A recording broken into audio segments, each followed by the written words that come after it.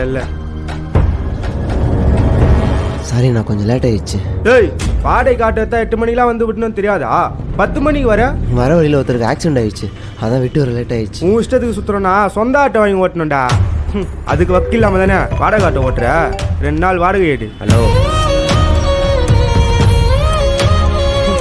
அப்படியா அண்ணே?